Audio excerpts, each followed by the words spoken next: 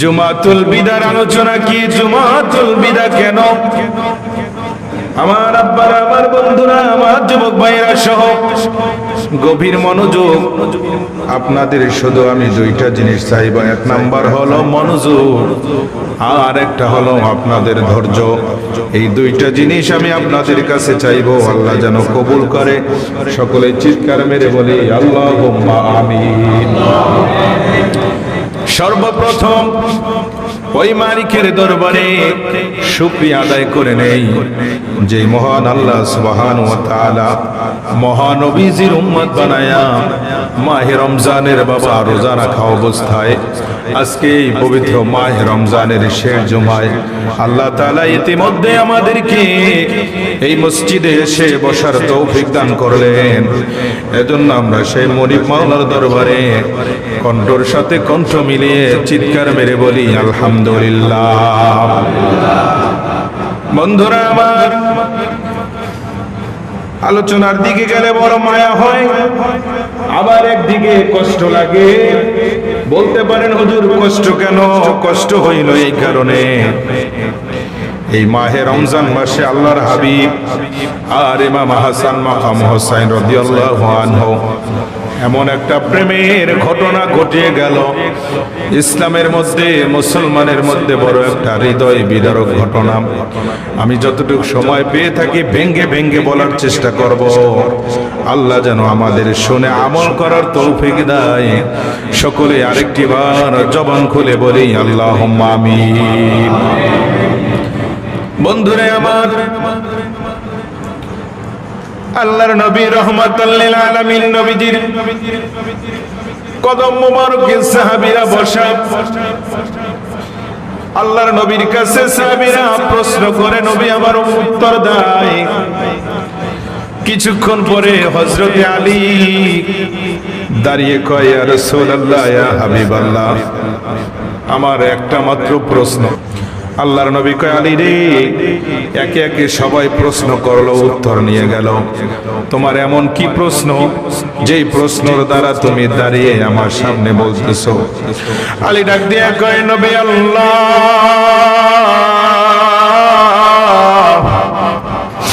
হুজুর, মাহে রমজান তো প্রায় শেষের দিকে চলে আসলো। নবীজি, এই মাহে রমজানে লাইলাতুল কদরের রাত্র পেরিয়ে আসলাম। নবী গো, নবী গো, নবী গো, অন্যান্য বনি ইসরায়েলদের জামানার মধ্যে একজন লোক ছিল, যে লোকটা হায়াত পেয়েছিল 1000 বছর। জোরে কন্যা সুবহানাল্লাহ। কত বছর? 1000 বছর। ইয়া রাসূলুল্লাহ, 1000 বছর পর্যন্ত হায়াতে জিন্দেগি পেয়েছিল। এই 1000 বছরে তিনি দিনের বেলায় রোজা রাখতো, আবার রোজা রাইখা ইসলামের জন্য যুদ্ধ করত। রাসূলুল্লাহ, ইয়া হাবিবাল্লাহ, আমি জানতে চাই আপনার উম্মতের মধ্যে এমন কোন লোক আসেনি যারা 1000 বছর হায়াত পাইবে, আবার দিনের বেলা রোজা রাইখা অনবী গো তারা যুদ্ধ করবে, আবার রাতের বেলা দাঁড়ায়া দাঁড়ায়া আমার আল্লাহ সুবহানাহু ওয়া তাআলার গোলামিতে কিয়ামুল লাইল করবে। নবী আমার আস্তে করে মাথা মোবারকটা নিচের দিকে দিয়ে দিলেন। সাহাবীরা বলে, নবীজিকে যখন প্রশ্ন করলাম, আল্লাহর হাবিব চিন্তায় পড়ে গেল। আল্লাহর নবী বলে, হারে আলী, ঠিকই তো বলেছ, আমি রহমাতুল লিল আলামিন নবীজির বয়স হলো 63। আর উম্মতের মধ্যে কেউ পাবে 80, কেউ পাবে 70, কেউ পাবে 90। আলী রে, 1000 বছর পর্যন্ত কোন উম্মত আমার হায়াত পাবে না রে আলী, পাবে না। ও আলী, এমন একটা প্রশ্ন করলি রে আলী, আমি উত্তর তোমাকে দিব, তবে একটু ধৈর্য ধরো। এমন সময় আমার আল্লাহ ডাক দিলে ফেরেশতা জিবরাইল রে, আরে জিবরাইল যাও মদিনা মসজিদে নববী শরীফের মধ্যে যাও। সুবহানাল্লাহ। মদিনার মসজিদের নববী শরীফের মধ্যে যাও, আমার নবীকে আমি আল্লাহর সালাম খানা পৌঁছায়া দাও। এরপরে তোমার সালাম দিয়ে বলবে, ইয়া রাসূলুল্লাহ, ইয়া হাবিবাল্লাহ, আপনার মুখ মোবারক মলিন কেন? আল্লাহ জিজ্ঞেস করেছে আপনার মুখ মোবারক মলিন কেন? হযরত জিবরাইল নবীজির কদম মোবারকে চলে আসলো আমার ভাই বাবারা, এসে সালাম দিয়ে বলতেছে, ইয়া রাসূলুল্লাহ, ইয়া হাবিবাল্লাহ, নবী গো, আল্লাহর পক্ষ থেকে সালাম গ্রহণ করেন, আমি জিবরাইলের পক্ষ থেকে সালাম গ্রহণ করেন। নবী গো, নবী গো, আপনার জবান মোবারকের চেহারা মোবারক গুলো এমন ভাবে চিন্তাযুক্ত হয়ে গেল, তার কারণ কি? আল্লাহর নবী ডাক দিয়ে কয়, রে জিবরাইল, আমার আলী প্রশ্ন করেছে, বনি ইসরাইলের কওমের মধ্যে এমন একজন ব্যক্তি ছিল যিনি 1000 বছর তার হায়াতের জিন্দেগি পেয়েছিল।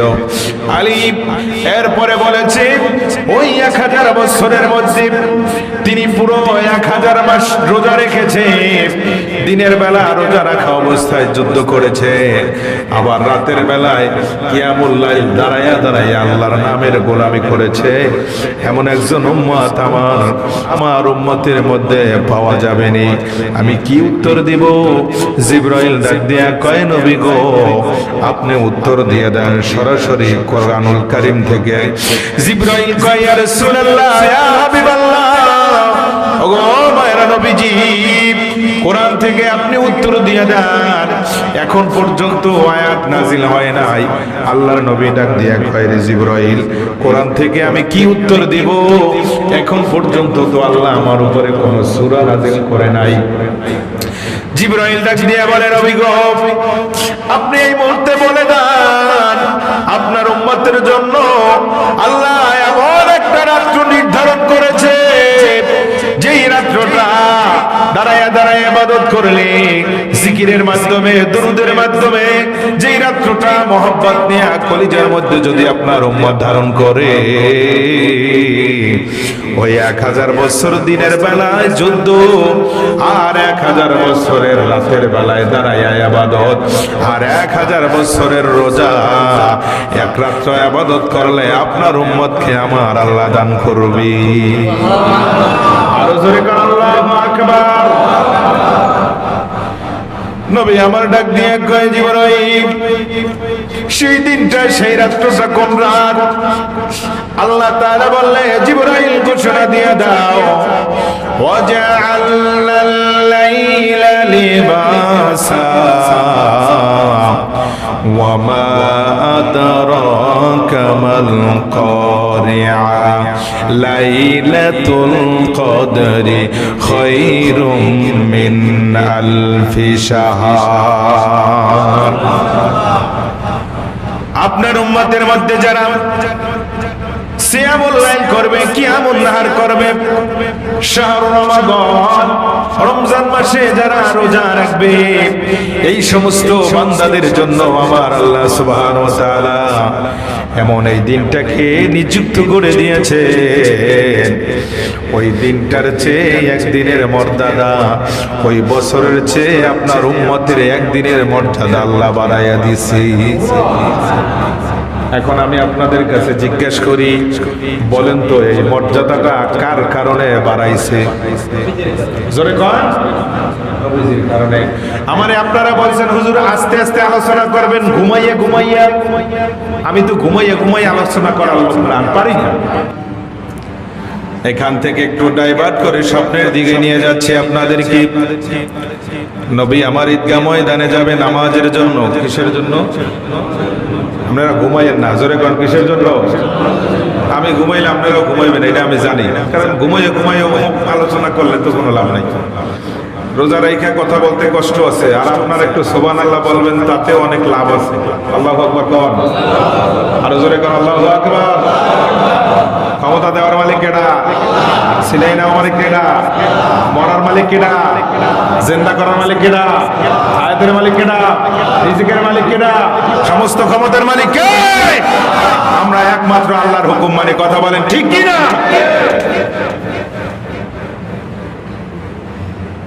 আল্লাহ কোরআনের মধ্যে বলেছেন, আরে কোরআন যার মধ্যে আছে, নবীর প্রেম ভালোবাসা যার মধ্যে আছে, সে কোনো দ্বিধা, সে কোনো ভয়, সে কোনো বিপত্তি এগুলা কি মানে? কতক্ষণ মানে? কোনো মানে। Dependence is a very important for all the husband of society as the পরিবার। আমার পরিবার সহ আমার নবীর প্রেম যদি থাকে, আপনার স্থানটা, আপনার সম্মানটা তাম পৃথিবীর চেয়ে আল্লাহ তাআলা আর উপরে দান করে দিবে। এটা নবীর প্রেম, নবীর ভালোবাসা। আর নবীর প্রেম যার অন্তরের মধ্যে আছে সে কিছু এলাও করে না একমাত্র নবীর প্রেম ছাড়া। কতক্ষণ ঠিক কিনা? বন্ধুরে আমার, আল্লাহর হাবিব সরকারে দো আলম মসজিদে নামাজরত অবস্থায় আল্লাহর হাবিবের দুইটা কলিজার টুকরা, যার নাম হলো ইমামে হোসাইন আর ইমামে হাসাইন, এই হাসনাইনি কারিমাইন দুই নাতি যখন যাইয়া মা ফাতেমার কাছে বলতেছে, ও মা, তোমার বাবা রহমাতাল লিল আলামিন নাকি দোনো জাহানের বাদশা। সুবহানাল্লাহ। ইমাম হাসাইনের কথা শুনে মা ফাতেমা কয়, আরে হুসাইন, কি বলতে চাও? সন্দেহ আছে নি? বলে, মা না, সন্দেহ নাই, তবে একটা জিনিস জানবার চাই। বলে কি? তোমার বাবা যদি দোজাহানের বাদশা নবী হয়ে থাকে, আমরা এই সিরাপাড়া টুনা কাপড় লইয়া আগামীকালকে কিন্তু ঈদগাহে নামাজের জন্য যাইব না। আমরা তো দোজাহানের বাদশার নাতি, আমরা তো স্বয়ং সম্পূর্ণ। এই চিরা তেনা ফাড়া ফাটা এই কাপড় নিয়ে তো আমরা ঈদগাহে যাইব না। আমরা শুধু দোজাহানের বাদশা নবীর নাতি নয়, আমরা এমন একজন পিতার সন্তান যাকে আমার আল্লাহ তাআলা বলেছে শের খোদা আলী, আল্লাহ তাআলার বিজয়ী সিংহ, বিজয়ী বাপ। তা আমাদের কোন জায়গা দিয়ে ঘাটতি আছে?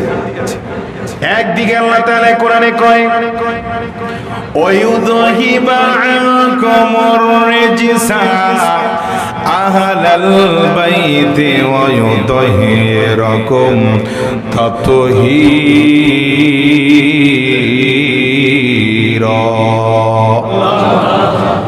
আল্লাহ তাআলা কোরআনুল কারীমে নবী পাকের আহলে বাইতের ব্যাপারে, অনেকে বলে নবীর আহলে বাইতের ব্যাপারে কোরআনে নাকি কোনো আয়াত নাই। নাউজুবিল্লাহ।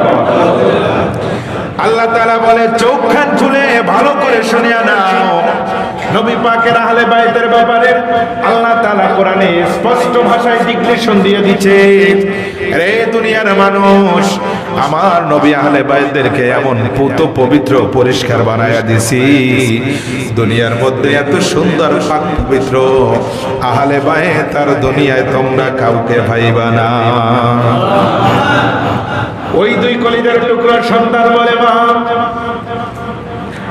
আপনার বাবা নাকি দোজাহানের বাদশা, আমরা এই চিরা ফাড়া কাপড় নিয়ে ঈদগাহে যাইব না। মা গো, যদি ঈদগাহে আমাদের যেতেই হয়, আগামীকাল ঈদগাহে যাব, তবে এই কাপড় থাকবে না, নতুন কাপড় নিয়েই আমরা ঈদগাহের ময়দানে যাইব। মা ফাতেমা কয়, আমি কারবালার দিকে যাচ্ছি না আমার বন্ধুরা, একটু নতুন কথা শুনাইতে চাই। আল্লাহর হাবিব সরকারে দো আলমের কলিজার টুকরা মা ফাতেমা ডাক দিয়া, হুসাইন রে, ও হুসাইন, তোমার বাবা এখন পর্যন্ত ঘরে ফিরে আসে নাই। তোমার বাবা যখন ঘরে ফিরে আসবে, তোমাদের জন্য ঈদের জন্য মার্কেট কইরা নতুন নতুন কাপড় তোমাদেরকে ক্রয় করে দিবি। ইমাম হুসাইন কয়, মা, আব্বা জান কখন আসবে? বলে, আসবে এই তো কিছু সময়ের মধ্যে। রাত্র 12টার কাটা পার হয়ে গেল আমার বন্ধুরে, ইমাম হাসান আর ইমাম হুসাইন রাদিয়াল্লাহু তাআলা আনহু বারবার ঘুম থেকে জেগে যায়, ঘুম থেকে চেতন হয়ে যায়। যখন ঘুম থেকে চেতন হয়ে যায়, মা ফাতেমার কাছে জিজ্ঞেস করে, আম্মা এখনো কি আমার বাবা আলী আসে নাই? বলে না, এখনো আসে নাই। ফজরের আজান যখন হয়ে গেল, ইতিমধ্যে হযরতে আলী ঘরের মধ্যে ফাতেমার কদম দিছে। জোরে কর। হযরতে আলী ঘরের মধ্যে যখন কদম দেয়, হযরতে ইমাম হাসান আর হোসেন দৌড়ে যায় হযরতে আলীর গর্দান মোবারক জড়ায় ধরে। গর্দান মোবারক যখন জড়ায় ধরলো, আলী ডাক দিয়ে কয়, বাবা কি হয়েছে, কি প্রয়োজন? বলে, আব্বুজি আগামীকাল কি ঈদগার ময়দানে আমরা যাইব, কত সুন্দর সুন্দর ছেলে সন্তান আসবে ঈদগার ময়দানে নতুন পোশাক লইয়া। আমরা কি এই চিরা ফাটা কাপড় নিয়ে ঈদগায় যাইব? রহমাতাল লিল আলামিন নবীর ইজ্জত থাকবে না, আপনি বাবার ইজ্জত থাকবে না, আমার মায়ের ইজ্জত থাকবে না। দুইটা নাতি জান্নাতি যুবকদের সরদার হবে, এই দুইটা জান্নাতি যুবকদের সরদার তাহলে কিন্তু ঈদগাহে যাবে না।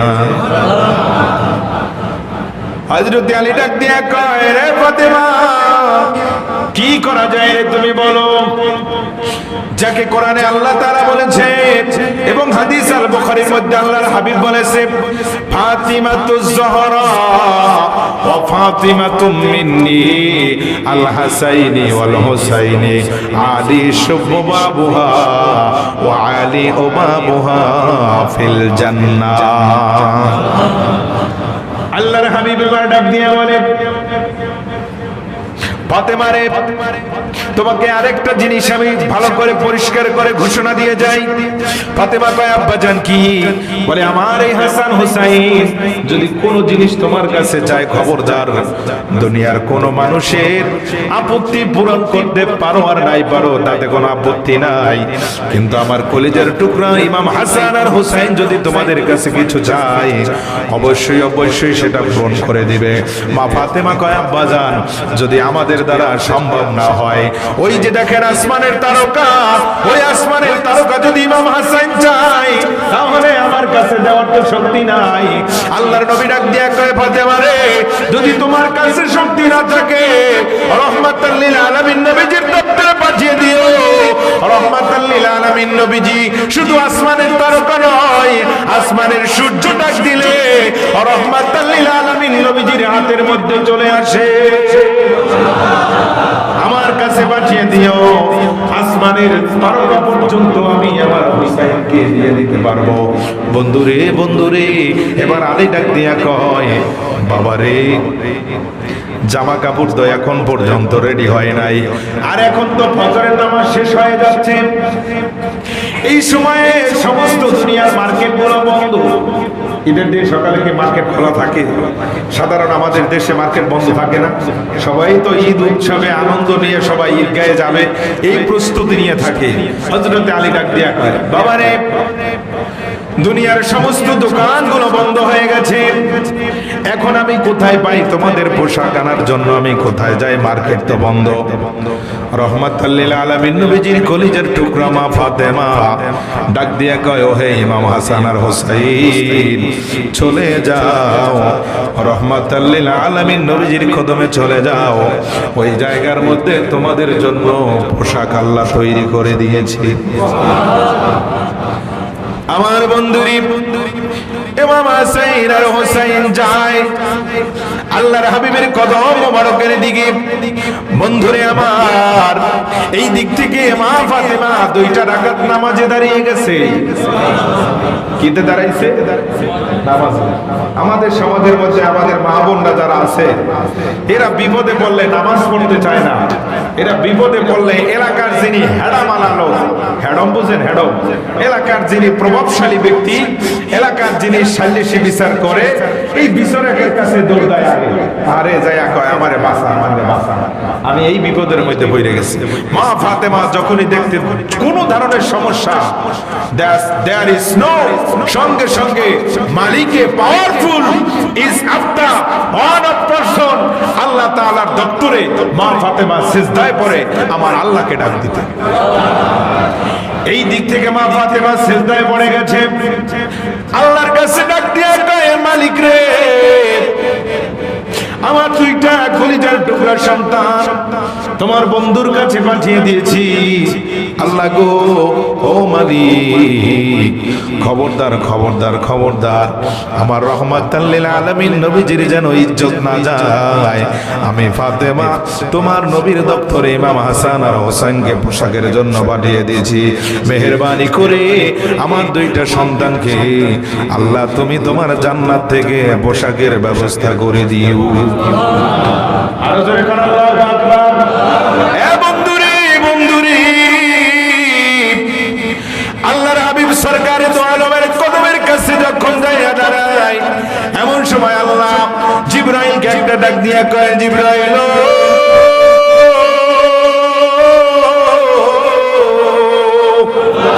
এ জিবরাইল যাও, বন্ধুর কদমে যাও। আমি এই পোশাক শুধু আজকে নয়, যেই দিন আল্লাহর নবীকে 1,65,000 অন্য জায়গায় এসেছে 1,65,000 মুজিজা, যেই দিন আল্লাহর নবীকে আমি দিয়ে রেখেছি, ওই দিনে আমি আল্লাহর আসমানের মধ্যে ক্যালেন্ডার করে রেখেছি কোন সময় কি হবে। আল্লাহর নবীর কদমে ইমাম হুসাইন আর হাসাইন এসে পোশাক চাইব। এই পোশাকের কার্য দ্বারা আমি আল্লাহ তাআলা 1,500 বছর আগে আসমানে বানায়া রাখছি। ও জিবরাইল যাও, নবীর কাছে সালাম দাও আর যাইয়া বলো, ইমাম হাসাইন আর হোসেন যে পোশাকের জন্য এসেছে, এইটা দুনিয়ার কোন টেইলার বানায় নাই। এ বন্ধুরে, সবচাইতে ঢাকার বুকে ব্যবসায়িক বিজনেসম্যান হলো বসুন্ধরা সিটি গ্রুপের মালিক, যার নাম হইল শাহ আলম সাহেব। এই শাহ আলম সাহেবের টেইলার্স আছে। ও বন্ধুরে, ঢাকার মধ্যে বড় বড় টেইলার্স আছে, যেই সমস্ত টেইলার্স এর মধ্যে সাধারণত একটা শার্ট একটা প্যান্ট বানাইতে গেলে 5,000 টাকার নিচে মজুরি দেওয়া যায় না। কথা কোন ঠিক কিনা? সবচাইতে ইম্পর্টেন্ট ভালো পোশাক বানায় আল্লাহ কয়, দুনিয়ার কোন টেইলার দ্বারা আমি পোশাক বানাই নাই, দুনিয়ার কোন মানুষ দ্বারা ইমাম হাসাইন আর হোসেনের পোশাক বানাই নাই। ও জিবরাইল যাও, জান্নাতের মধ্যে ঢুকে পড়ো। যেমনি ভাবে নবীর পোশাক মেরাজ রজনীর জান্নাত থেকে আনা হয়েছিল, বন্ধুরে নবীর আহলে বাইতের পোশাক আমার আল্লাহ তাআলা জান্নাতের মধ্যে বানায়া রাখছে। বন্ধুরে, আমার সময় নাই, সব বলতে পারলাম না। আমার বাবা সভাপতি মহোদয় যে বলেছেন হুজুর একটু আস্তে করবেন, পারলাম না। ভুল হইলে মাফ কইরা দিয়ে এর আলোচনা এখানে শেষ করলাম সাবস্টাম টেনে। বন্ধুরে বন্ধুরে বন্ধুরে, সেই ঈদের দিন আমাদের সামনে আসছে কি আসে না? কথা কয় না, আছে না নাই? ওই ঈদের দিন আছে। আমি যেখানে আয়াতে বলেছিলাম, এই কথাটার সামনে সেই আয়াতে কারিমার ব্যাখ্যা চলে আসতো। আব্বুরের সময় নাই, যার কারণে বলতে পারলাম না। আল্লাহ কোরআনুল কারিমের মধ্যে বলেছে, ওয়ালা তুতঈমুল মিসকিনা ওয়া কুন্না নাখুদু মাআল খায়দিন।